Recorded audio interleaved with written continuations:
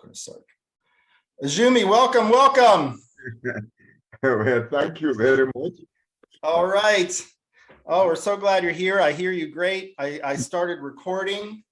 Okay. Okay.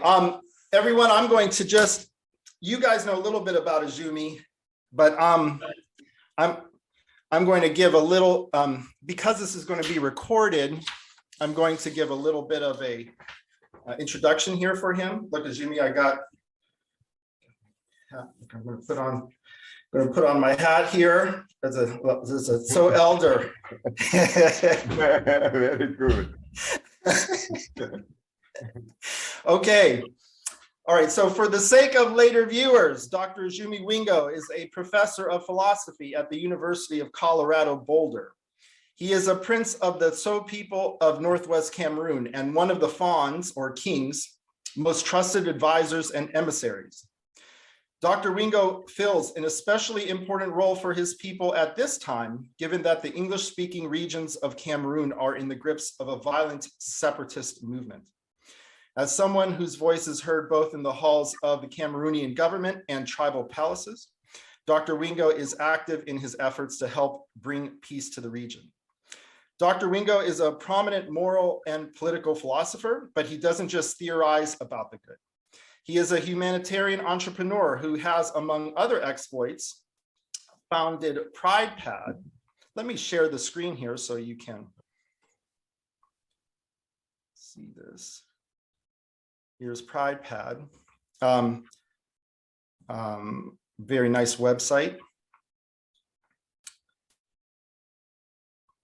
PridePad, an organization that makes and sells affordable, biodegradable, and locally produced sanitary napkins, which, believe it or not, he invented for the purpose. I remember him devising this and talking about it at the time.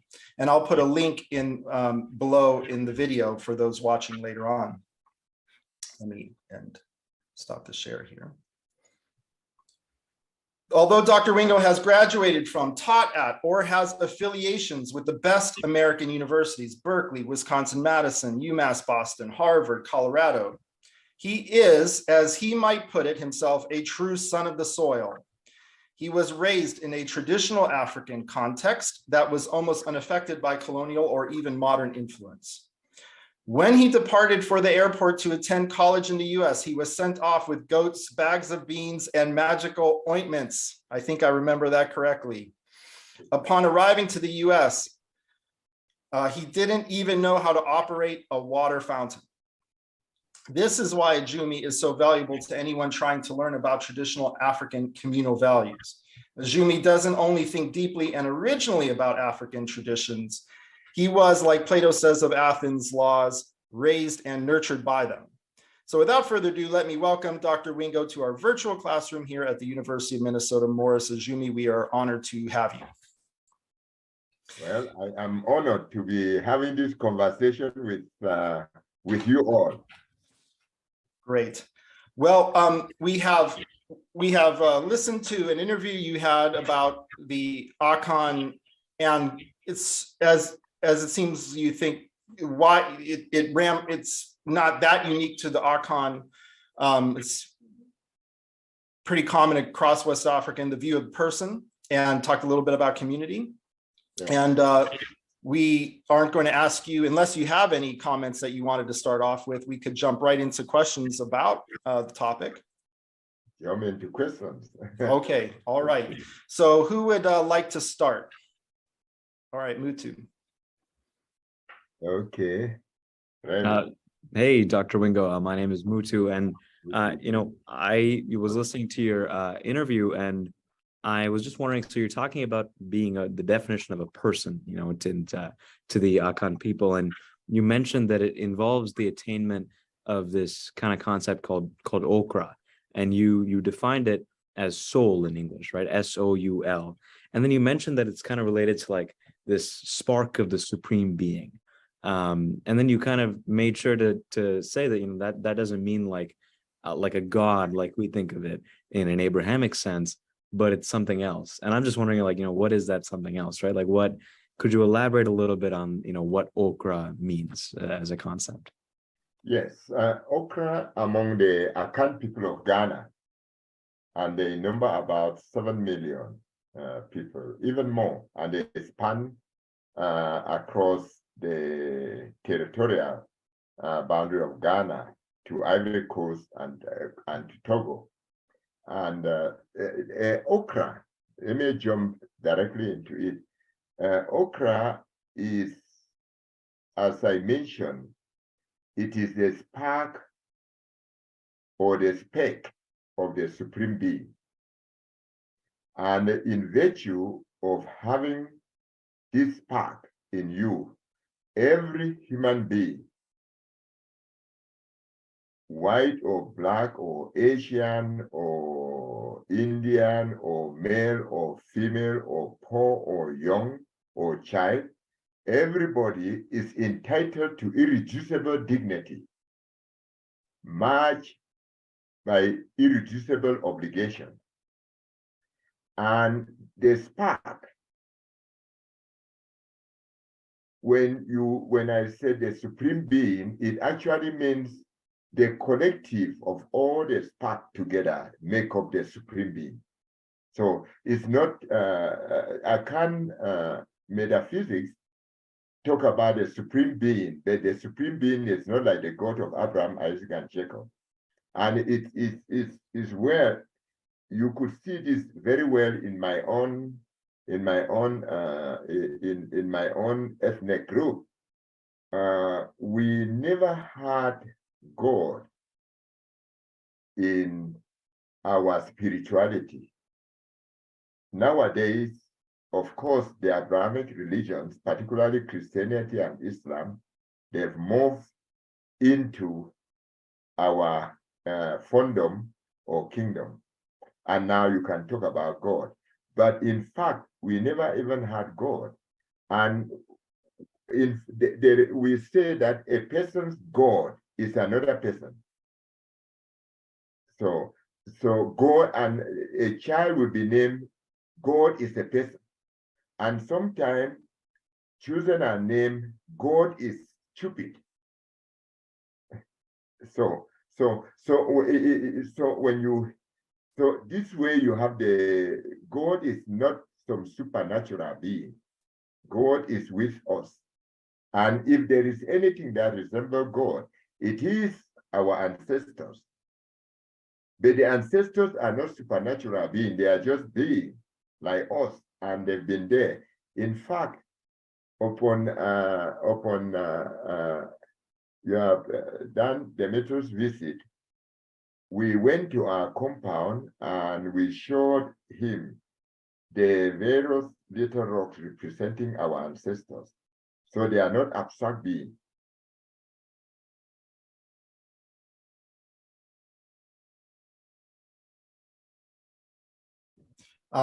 So yeah, we were wondering how, since we started on religion here, it came up in our discussion how the influence of Islam and Christianity to your homeland affected communal values.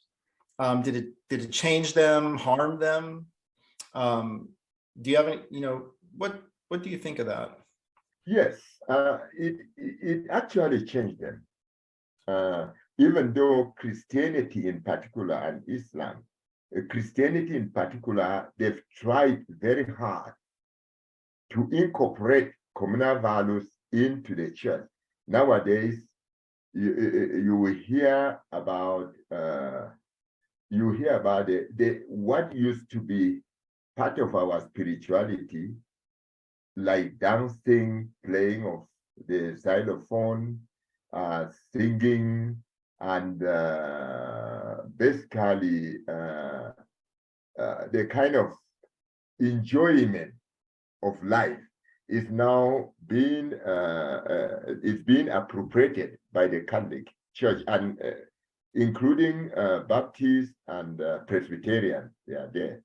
Even Islam, when I grew up, was in sync with our traditional values. And for Islam, I think the reason is because it came through Nigeria to my home. So it came through Africa. Now, one of the things about one peculiar thing about the Nso culture is that there is emphasis placed upon responsibility, human responsibility. So much that there is no word for accident in Nso. Nso, Lamso is the language spoken by the people of Nso. There is no word for accident in Lamso. What that means is that whatever happens and doesn't happen depends upon what we human beings do and we don't do. I will give you one example. Imagine that someone bought a car, a brand new car, and then parked the car around where children are playing. And just to ensure that the car doesn't create any problem, he brought in a brake expert, a car brake expert, to come and check the brakes to make sure that they are fine. Moreover, he didn't end there. He then decided to put big wedges made of big rocks on all the tires and even in front of the tire. Not only that, as if that wasn't enough, then he had a very big rope made from from steel, and he tied the rope to a tree and to some rocks around. But if it rarely happened, the car still managed somehow to get loose and kill somebody, the person will be held responsible. You know, in United States, they will say that was an accident, and then they will point to all the effort that he did. And then they might call it manslaughter or whatever they will call it in law, but they will call it an accident. But in my home, they will say, you are totally responsible. Why? Because they will say, you would have lived without a car. Okay. So in United States, the idea that you can live without a car, no one will think about it. We think that we have cars, then we think about all the possible things that can happen. But there they will say you will have lived without a car. So now, this kind of responsibility was so heavy that because if like Katrina that happened in the United States, no one who think in our traditional spiritual way will have thought about saying that this was some natural disaster. They would say that the government was responsible. The government should have paid levies.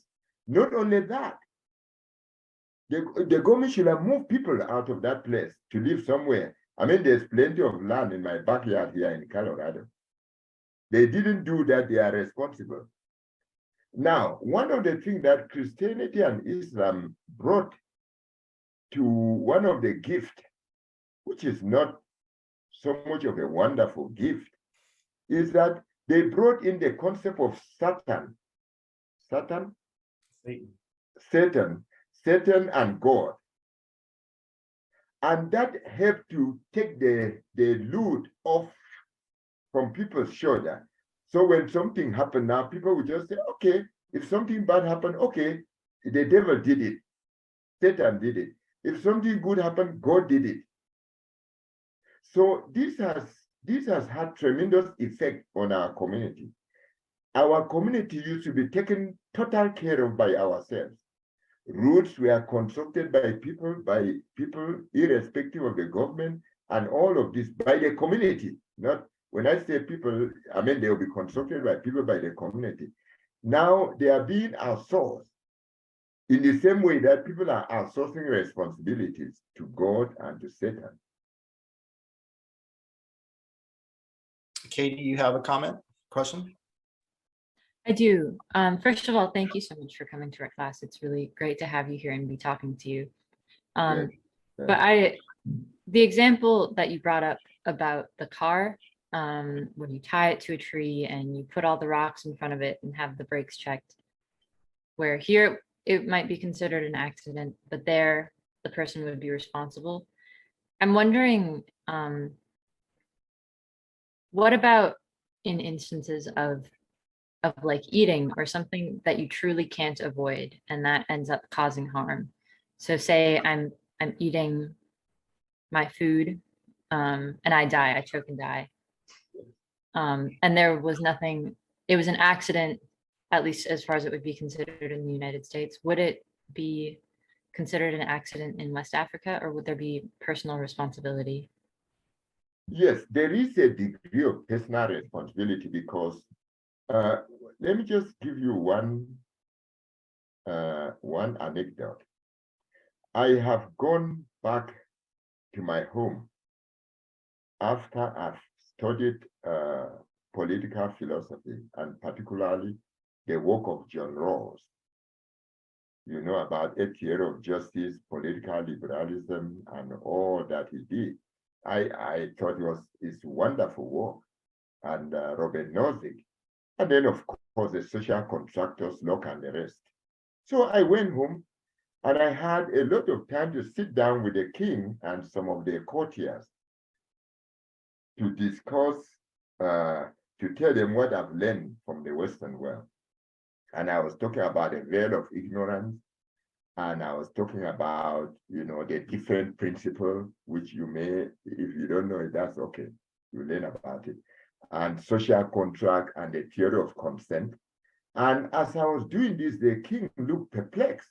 Everyone looked, I mean, they were some sort of disorientated by all that I was saying. I could see it written in their faces.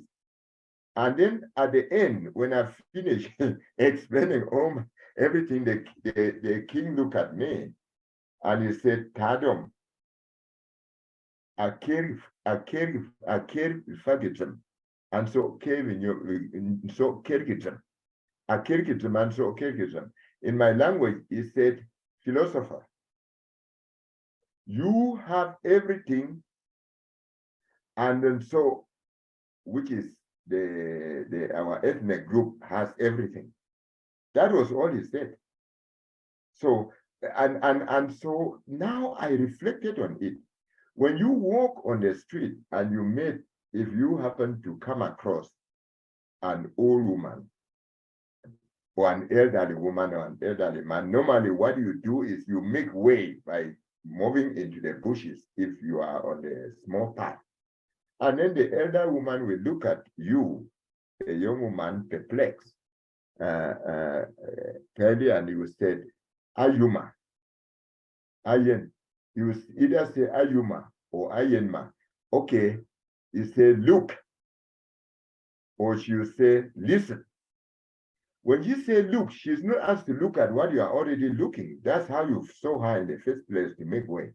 When you say listen, she not say listen to what you are already listening. She said look into yourself. Listen to yourself. Every answer is there. And that's why we say that a human being, the attributes that you give to God are the same attribute that you give to a human being. Omnipotent, right?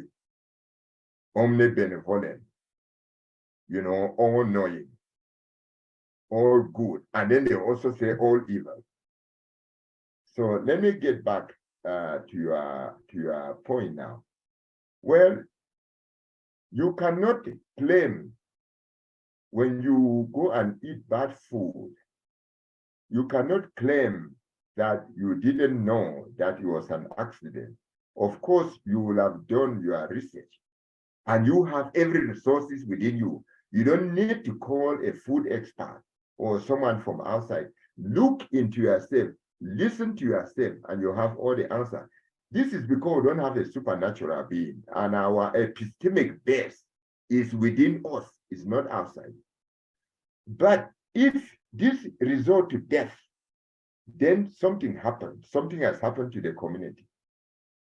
And what normally will happen is that the community will not ask now. You know, one man or person was scared that we go around and eat poison. The community will ask, where did we go wrong? That our daughter, the daughter of the soil, will go and eat this kind of thing to the point that is that. And at that time, community will look into itself and will begin to look for answer. Not you, because in what defines a human being is not you, it's not some abstraction, Kantian and utilitarian abstraction of some intrinsic value. It is a relation. And therefore, that's when community come in and they say, where did we go wrong? Let me give you another example. What puzzled me about January 6th. What happened in January 6th? I was watching, someone called me and said, look at what is happening. And I was glued on the television and I'm watching what was going on. And then, and I kept on watching. Later on, those people, they were more or less that were in the capital. They were looked upon as pariahs. They were looked up. They might be say what the word that you use here, dehumanize. They were looked upon as ignorant, wicked, you know, and people that didn't know what they are doing, who are there to attack the political establishment. But that was not what was coming, what came to my mind.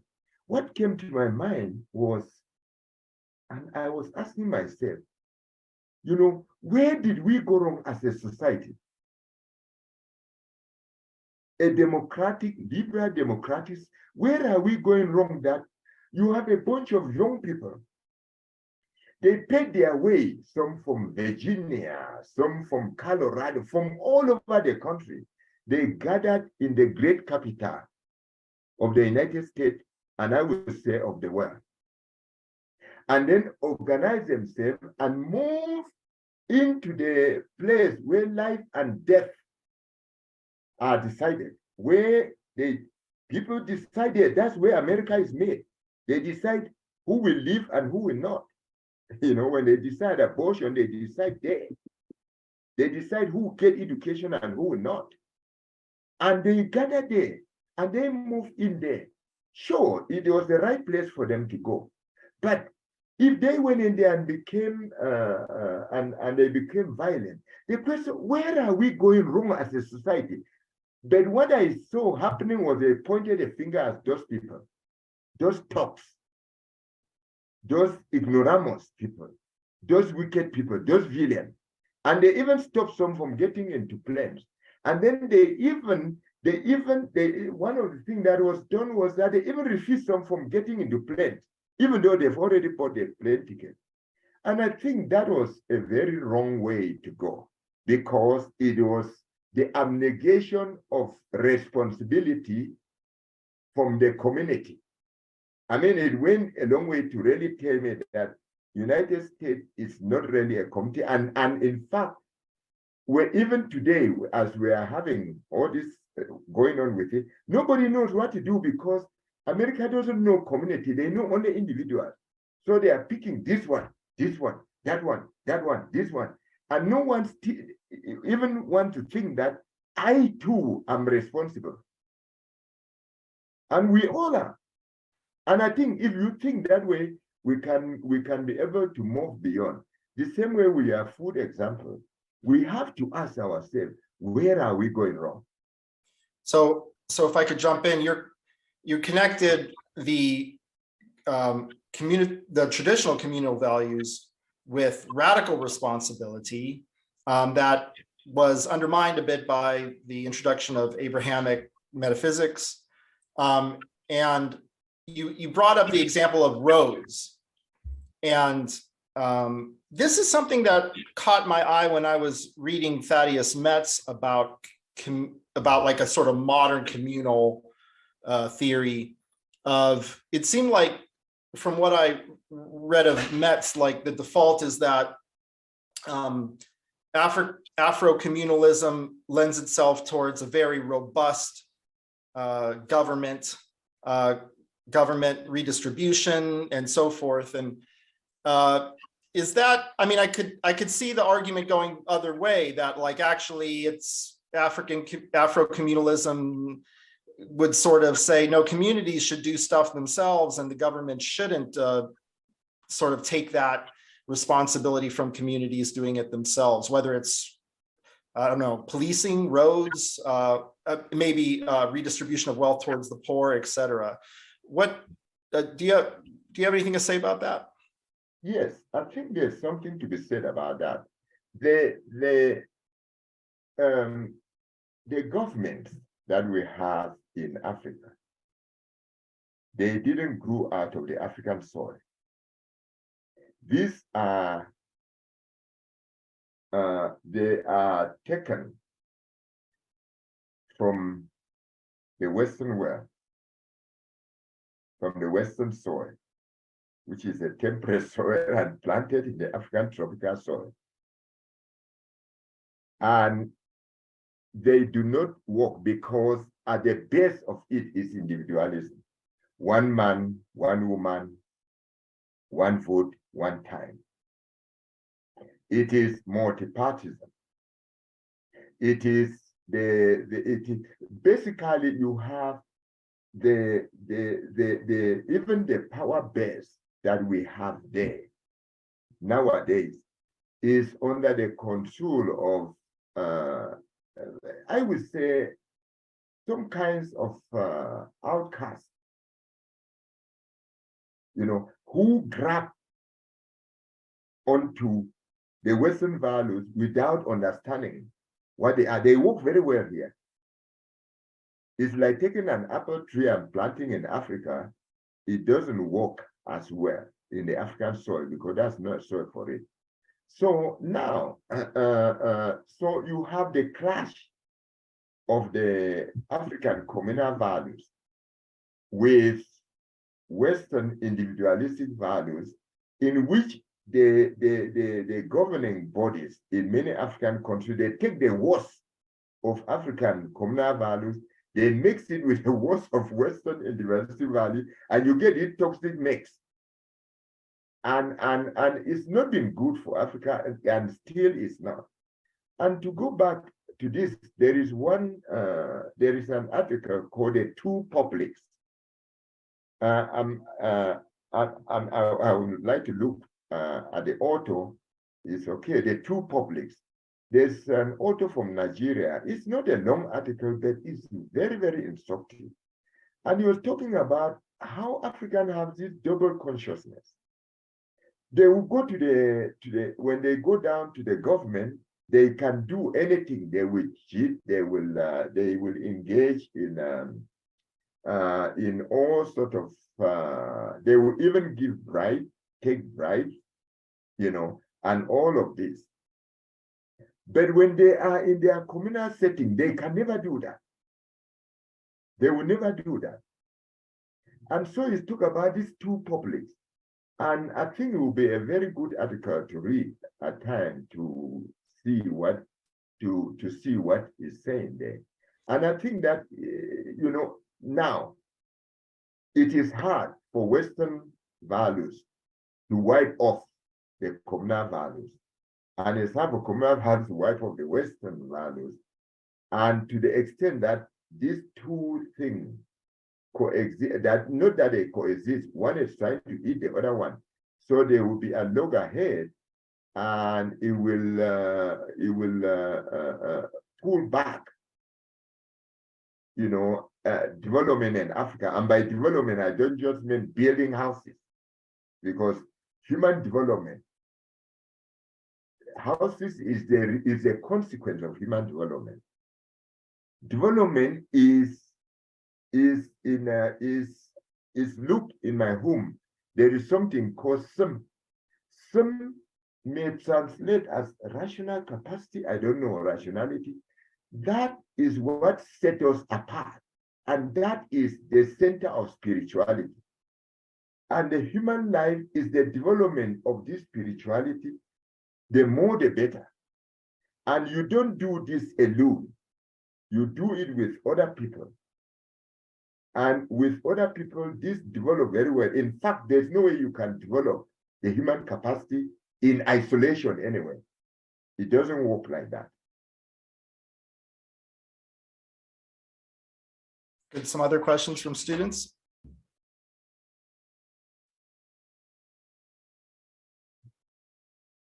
So I do have a question. It's kind of shifting gears a little bit, Yes. if that's okay. But so in the interview, you mentioned that children don't have like traditional funerals. They're like kind of structured differently because they haven't like attained personhood. And so I'm just curious about how that works when there is somebody who's an adult, but they haven't reached like their mental age is like a child. So like somebody with, for example, like autism spectrum disorder, this is very common.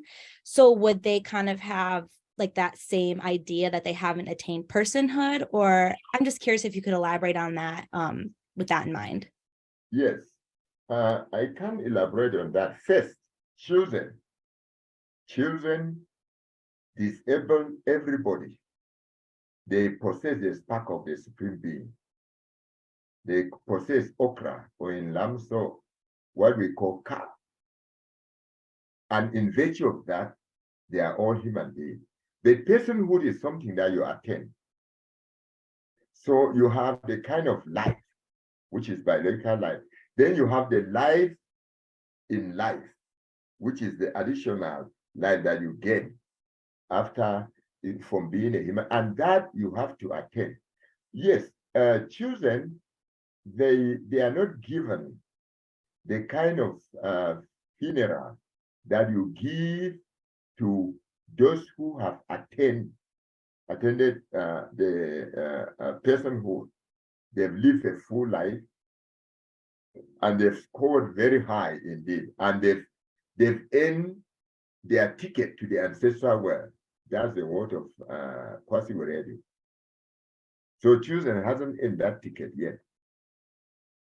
Okay, so they are not person, but they are not person. They are human beings, and that's how you go to the ancestral world. That's how you get the funeral. That's how you get this funeral that goes on and on. Now, back to your question: what happened to someone who is? Let's start with someone who is, let's say,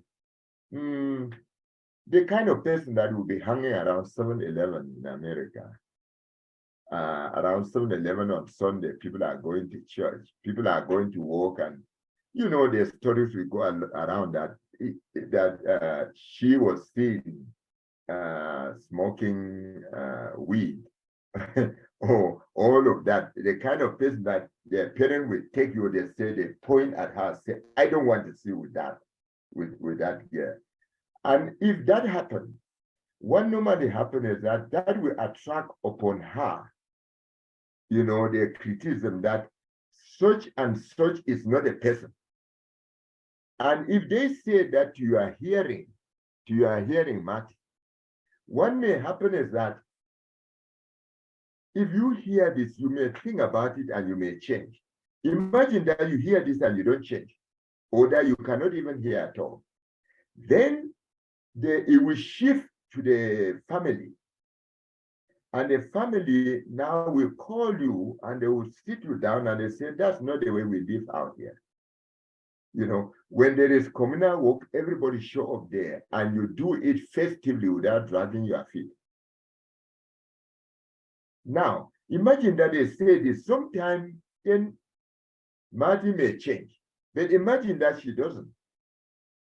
Then at that moment, they will take you to a geomancer, or what they call a seer, someone that sees what in Akande call Samsung, which is the charisma, the personality aspect of the human being. And they will take you there and they will start by asking you all these questions. Did you, are you in line with your parents, with your ancestors? Did you do the sacrifices?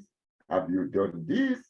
What about your friends? And or it might be they ask you all these things and you say everything is fine, but you still are in that mode. Then at that moment, they will send you to what you call here a psychologist or to a shrink. And the psychologist will then look at you, and then they might then diagnose you in account with Sonsum Yare, which means the disease of what you might call disease of the Sonsum of the soul. And at that moment, the community will gather together in the sphere of effect, where your action, how far your action affect people. They will gather all that together. That's how it was. And then they will teach you some new clothing, and then they will gather on your behalf. I mean, that's the wonderful thing. And then they will take you, put you up, and then the eldest person will hold you. They say it's not. They will touch the head. They say it's not her head. They will touch the eyes. Say it's not her eyes. They will touch the hand. They say it's not her hand. They will touch the feet. They say it's not her feet. When they are saying that, they are changing irresponsibility to non-responsibility. Because to be free in their account is to be responsible. In fact, responsibility comes first. So they're changing irresponsibility, what was special, irresponsible to non-responsibility. At that moment, you are not to be blamed anymore. The society will have to take care of you. And that is one way that this is done. Another way is that in my home, they say that if the swallow has nothing, it has agility. You may come out to be someone who is eccentric. And eccentricity is welcome in the community.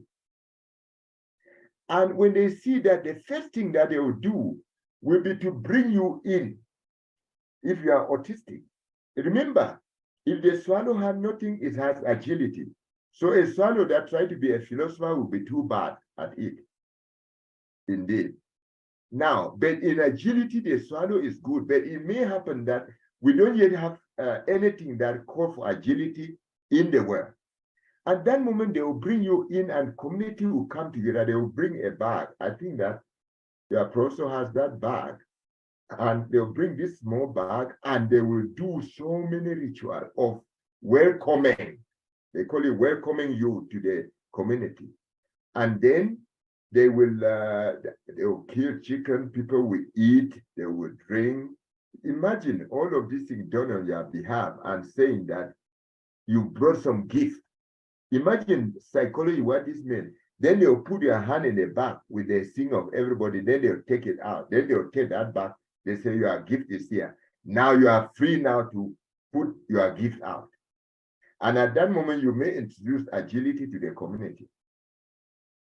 You may create a dissensus where there was consensus. You may create reverberant sort of doubt in the whole community. Such a person is free to do that. Most of them, they become medicine people. So in the society here, they just joke you, and then you are an individual. They joke, they don't realize that you might have brought a gift for the community. I'm not saying that like John Stuart Mill, who is talking about liberty, leave people alone. But when you leave people alone, they don't welcome them. Non-interference, just leave you alone. There's no such thing as getting it wrong. But in this community, you are brought into, you are not left alone. No one is left alone. This one thing that you see, some of us, when we first arrive here, the first thing that we see is this loneliness. You know, people live here as if life is somewhere else. You know, they are just here and then they will go live somewhere else. That was very difficult for me to deal with. I still deal with that up till even now as I sit. But that is okay. There are so many good things about this society that it's not a subject of our discussion now. That's great. That is so true. I mean, there is I mean, you're being very polite, but really the West is in a loneliness crisis, even by Western standards, right? So, I mean, I just saw a chart of how few compared to 1960, how many friends you have. They would ask Americans how many friends you had, and like, you know, people were like, oh, you know, like more and more Americans report having no friends. And it's getting to epidemic levels. And this is, we are getting extremely lonely. Loneliness is a huge problem in this society. I'm seeing it with my students. Isolation, self-isolation, you know, people just having a lot of social anxiety. And all of this is, it's, you know, I don't know if there's anywhere in the world that's as robustly social as West Africa. And I think we've gone too far, and we need to, oh, here, Mutu has the link. Let me call this link up, it's profound. And I'm going to share the screen. I also shared a quote from a different article that kind of analyzes the gendered effects of that specific study, where men are more affected than women are.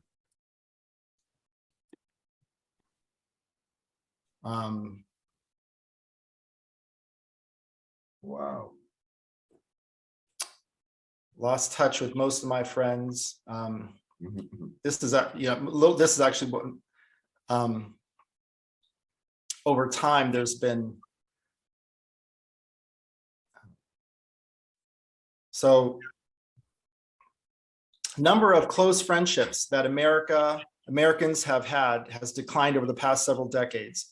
So in 1990, only 3% of Americans would say they have no close friends. And now 12%. I mean, this is something. Mutu, go ahead.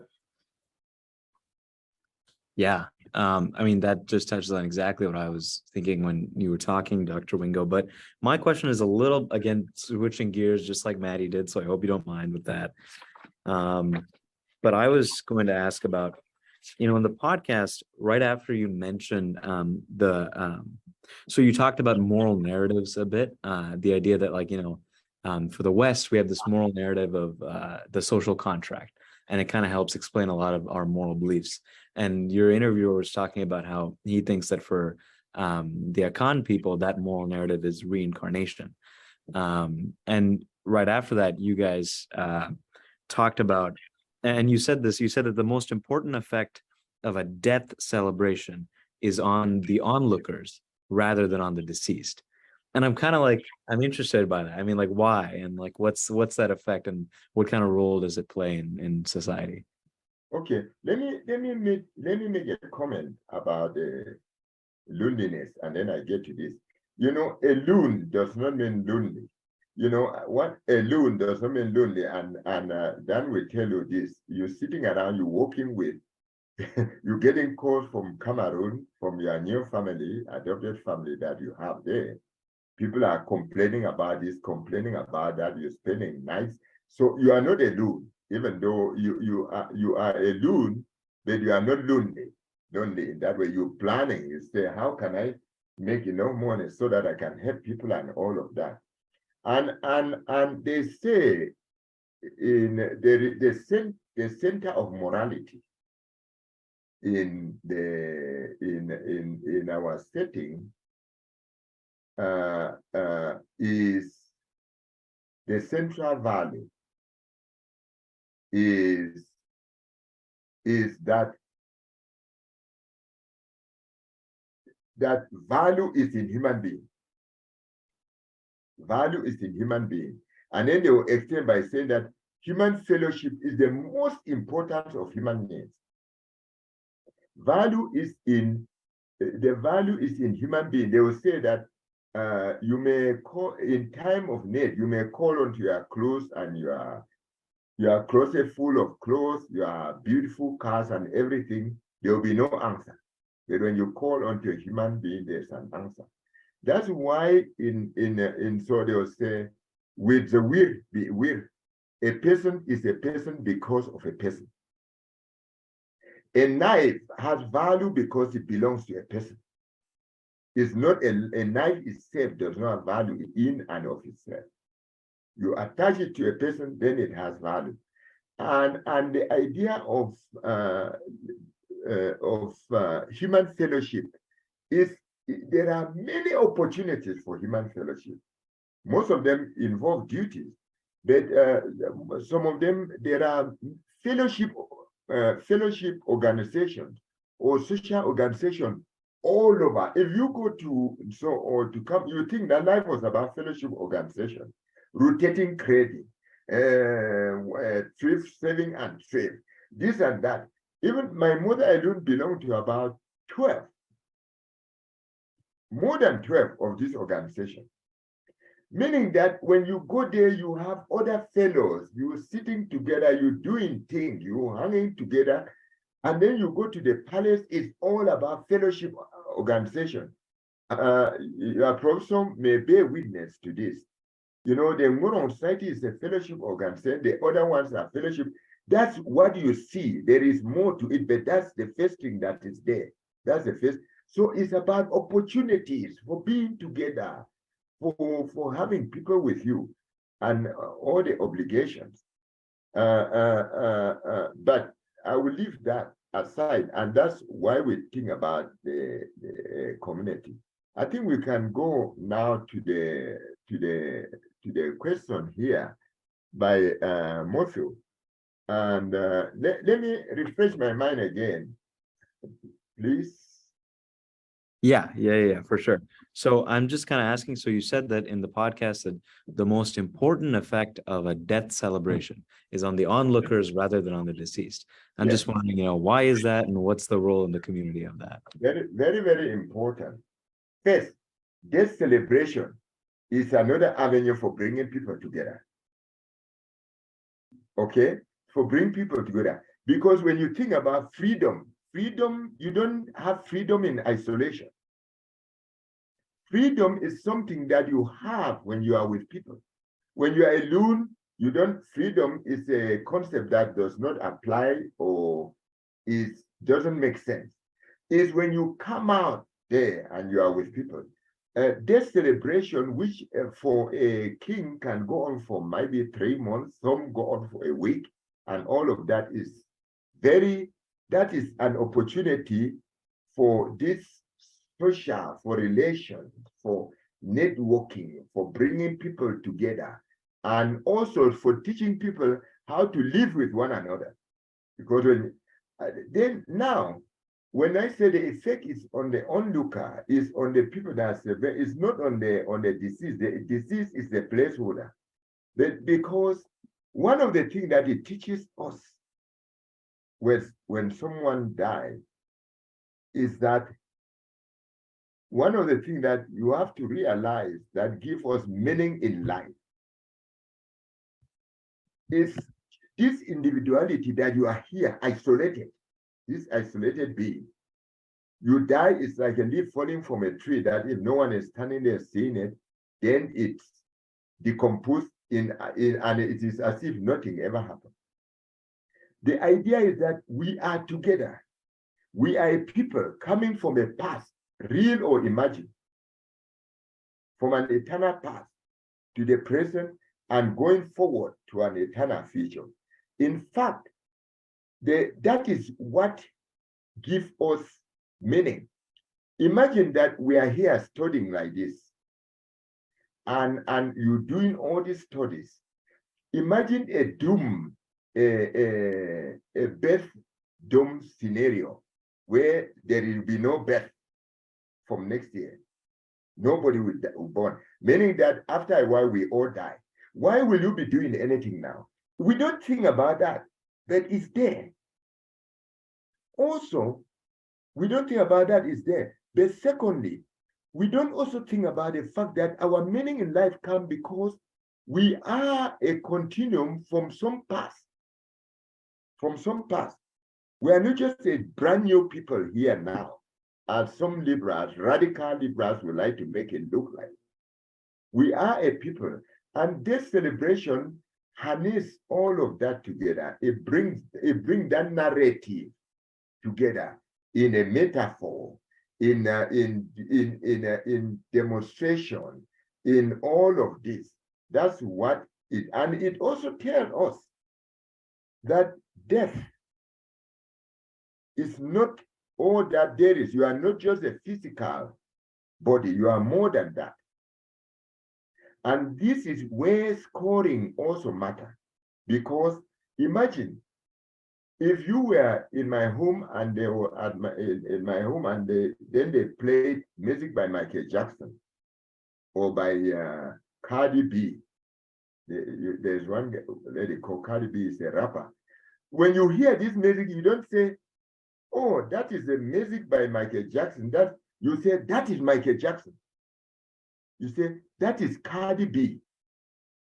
Because life is not just a superficial quality of the body alone.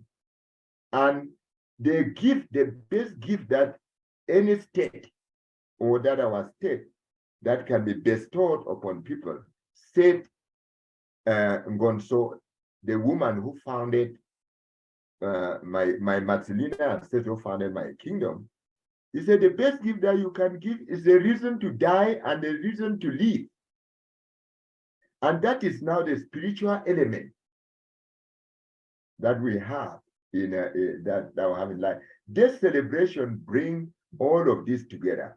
Missionaries said that people were very happy that someone died, but they missed the point. In fact, our life is not linear. It is, we go backward. When you die, you are being born. You are being born into the ancestral world. Instead, from the way that we think about it, you start from here, you go here, and then you live backward to the ancestral world, and then you are born into the ancestral world. Well, I don't know how you call this narrative. You may call it fictitious, you may call it what, but this, whatever we have is made by us. Okay, for our own lives. It's not given to us by some supernatural being from outside. And so this sort of, you may denounce these ideas as Christian did, as paganism, as antiquated ideas, that these are the kind of things, these are the kind of draperies that we put on our life. In fact, isn't the world a stage, even in the Western world? Aren't we all in mask? And if you agree that we are all in mask, that is our own mask. Yeah, I was going to ask about the value of individuals within a community. So do you value your sister or your child more than you value the person next door or down the street or who lives all the way far away from you that you hardly interact with? Is there the same value all around?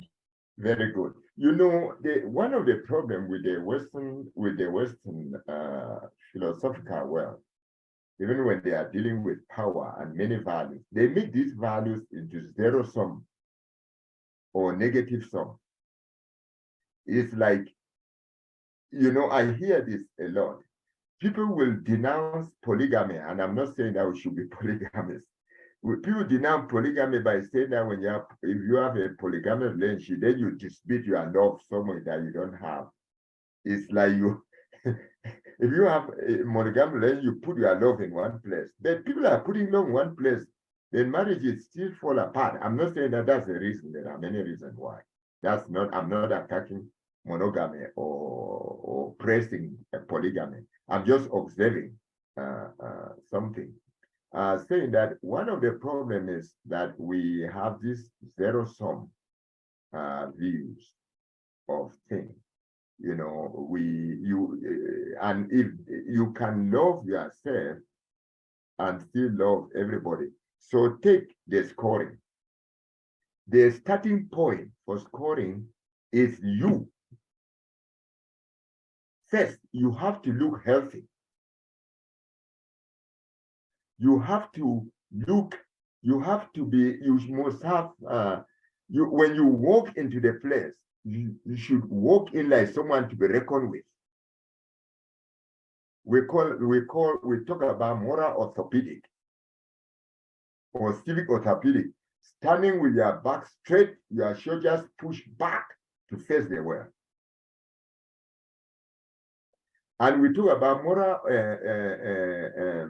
moral optic. Look at people straight into the eyes, you know, like that. And this is where you start. If you are such a person, you exude charisma. You are not one of these persons to be headed, who will be headed along with others like cattle, you know, beaten like dumb animals, as Jeremy Warden will say, broken like horses. You know, you are one of these, you score very high indeed. So here's what they say. They say that charity far afield must begin at home. This is said very well in Africa, very, very well. And some of the time they will say that you cannot blow a horn in an empty stomach. You blew a horn calling people to come. If you found termites or you found something, people should come and take their share. You first must fill your basket, then you call other people. And we also say that the reason we have names is to pinpoint the center of action. Because the center of action is with the individual, with non-trivial or secondary effects on extended family and everybody else.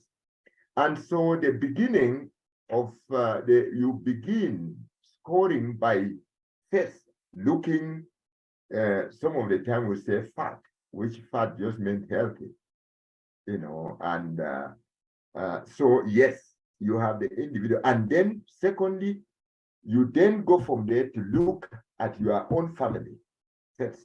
The family should be healthy. Your sister should be looking wonderful because of you. And then you, if you do that, you score. Then, so you have this concentric pattern. Then you bring in your extended family. Then you bring in members of the ethnic group. Then you bring in humanity as a whole at the end of the concentric pattern. So you can see that it starts from inside. So there is no contradiction with that. In fact, there is even the people of Mali, at one point, Sunjata Keita in 1222 wrote the Oath of the Manding with his people, which is sometimes called the Oath of the Hunter, you know, for the people of the Manding. I can just read just a few articles from there. The hunters declare every human life is a life. It is true that a life comes to existence before another life, but no life is more ancient, more respectable than another life, just as no life is superior to another life. So equality. Then you have the second article says, the hunters declare the root of slavery is extinct on this day from a wall to the other, from a border of the Manding to the other. Razzia is banned in the Manding from now on. The torment created by those horrors are over. Starting this day in the Manding, what a trial torments are. Especially when the oppressed has no recourse, for the slave is given no consideration, no way in the world. Then the seventh article says, people from ancient times tell us, man as an individual made of bones and flesh, marrow and nails, of skin covered with hackles and hair, is nourished by food and drink. But his soul, his spirit, lives out of three things. Listen, to see whom he wants to see, to say what he wants to say, and to do what he wants to do. Should one of these things be missing for the human soul, it will certainly suffer and wilt. And then you have the conclusion. From now on, everyone shall enjoy self-determination. Everyone shall be free in their action. Everyone shall dispose of the fruit of their labor. This is the oath of the Mading for the rest of the world to hear. So the individuality, the idea of individuality is relational individuality. It's not like utilitarians that we say that some of the time sympathetic impartiality towards human beings and doing things that will benefit the society as a whole, not just even sometimes, even at a small cost, but not a lot to yourself. Some of the time people will just think this is utilitarian, and people have really faulted this kind of communitarian, Afro-communitarianism in this lane. No, remember one thing, that we started by saying that every human being, in virtue of having the spark of the supreme being, you cannot be sacrificed. You are entitled to irreducible dignity, matched by irreducible obligation. And that is not what we have. Some of the time we've exiled somebody. We don't kill the person, because to kill the person is to take away the spark that doesn't belong to anybody. What we give someone is life in life. It is that culture that we take from you, what was given to you. It's not what wasn't given by anybody to you. Yes, I've gone a long way, but this ought to say that it's not like utilitarian that they will say that, well, if you were to take, you have your dumb couch potato child with would be an inventor of breast cancer or drug for cancer, and they were in some kind of a terrible situation where you can only rescue one, then you should rescue. You should rescue let your dumb couch potato child die and rescue the other person. No, it's not. That's not, let them die, or that you can sacrifice one person for the happiness of the society. No, that is the problem with utilitarian, and that's where the African communalistic system part company with utilitarian. That's at that moment, utilitarian goes this way, and African communitarianism goes the other way.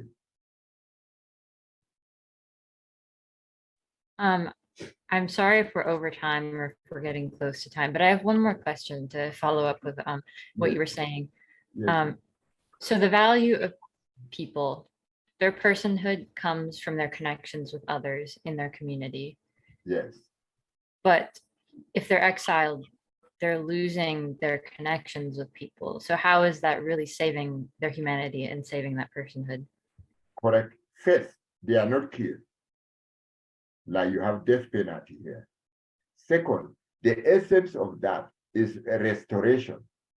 We have a sort of restorative justice, compensatory. The reason you pull out of society, some of them you reflect so that you can be incorporated back into the society.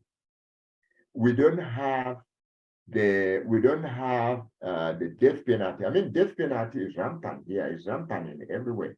When someone kills someone, so you say, how can someone compensate? You have lex talionis, which is the Hammurabi law of an eye for an eye, tooth for tooth, life for life. That's retributive justice.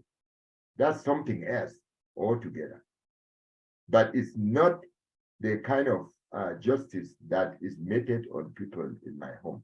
Now, if you were to steal somebody's thing, we want you to compensate the person. We might get you to work to pay the person as a punishment, and it might be work a little more to give more.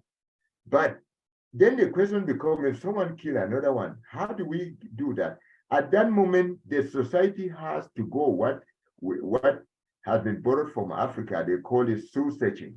the society has to ask themselves, where are we going wrong?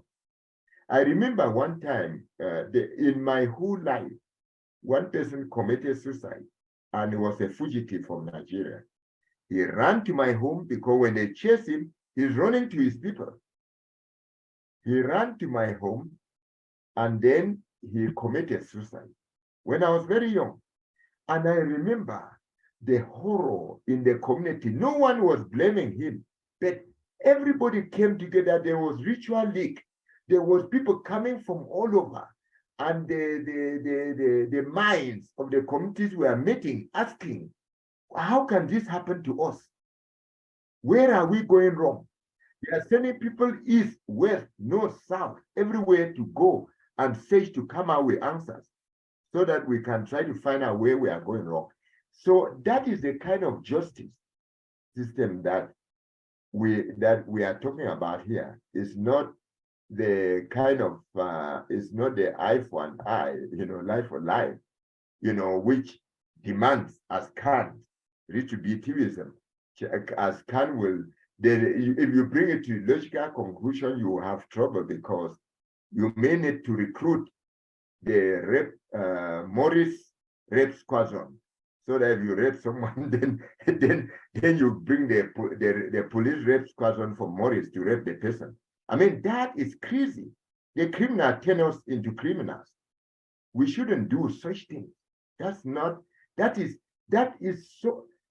doesn't make sense even to a kid that is so young in my home, where morality is taught at the feet of the parents, where we say things like, your problem has arrived, yours are on the, my problem has arrived, your neighbor's problem has arrived, yours are on the way. We say things like, it is only a fool who says that my neighbor was the butt of the attack, not me. The whip that was used to beat Nyamkumoko is the same whip that will be used to beat Turkey, meaning the whip that was used to beat Maria, the same whip that will be used to beat Joseph. Okay? So if you see someone beating someone, go there and intervene. Or we say something, it will not be too long before one path crosses with another. Look, your professor here, it didn't take long before our path crossed. And it will not take long before your path crossing with somebody's else. So all of this come together to begin to answer your question. I mean, to answer this question is very complex because if you are from Africa, you need to talk so much in order to, because this is counterintuitive to you, I assume.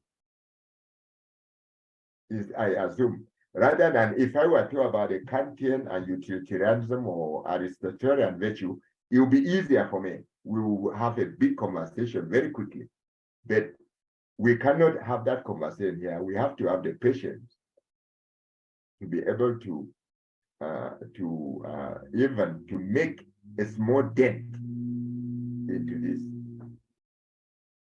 Yes, we need to visit West Africa. We need to get our students to go on an Ajume Wingo field trip, which Ajume has done. He literally takes graduate students and friends, and he ended up taking me out there, and I learned Mutu's in. And we're very much looking forward to the troubles subsiding so that we can get there. Nate's ready to go. Absolutely, yeah. Ajume, this is your second. The students should know that this is Ajume's second interview today, and I'm mindful of his time.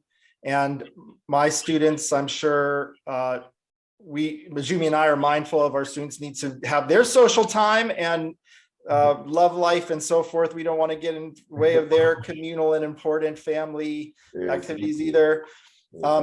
But Ajume, this has been so great. I want to do some sort of more interviews and podcasts with you later. And there's so many questions I have piled up for future discussion that I think the world needs to hear. And we can't thank you enough